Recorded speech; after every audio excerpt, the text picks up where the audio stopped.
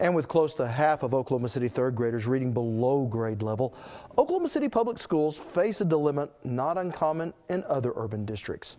Students that English is not their first language. Joining me now is our Lisa Hines.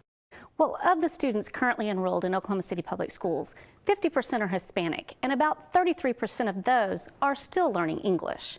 And when you have that many students who don't speak English as their first language, it's doubly hard to pass the new third grade reading test. And that's why Oklahoma City Public Schools is bridging the communication gap between the two languages. Ma, mi.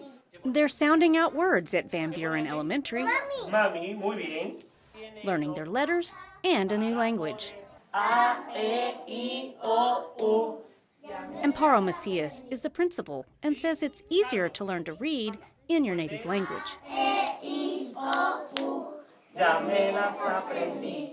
The reason why we began this year with the dual language is to help those students that English is their second language. And as it is, as a district, we struggle with reading scores, reading for all the students. And so the students that English is their second language, we thought it would facilitate their process of learning the alphabet and learning to read by starting their reading and the alphabet in their own language and then translating that later in the grade levels to English.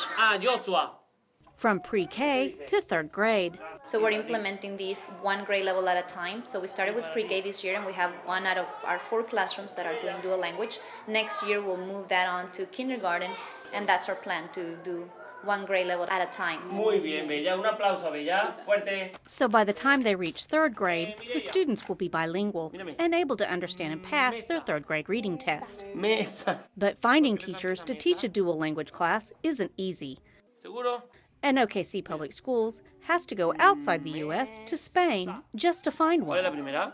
Instructor Juan Luis Ramon says they currently teach 70% Spanish and 30% English. Muy bien. Johanna. We teach in both languages, English and Spanish. We have the language of the day. One day we teach in English, and the other day we do in Spanish.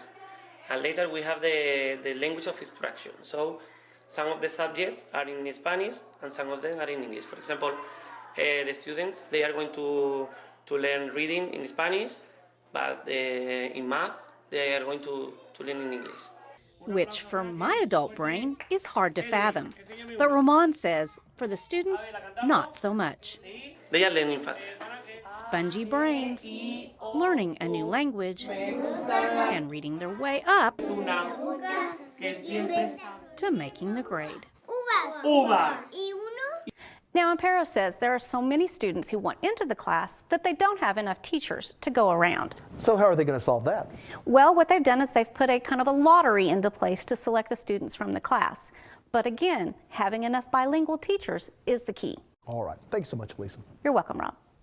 Now, a little later in our show, we have the heartwarming story of how one Oklahoman has turned tragedy into a gift of love.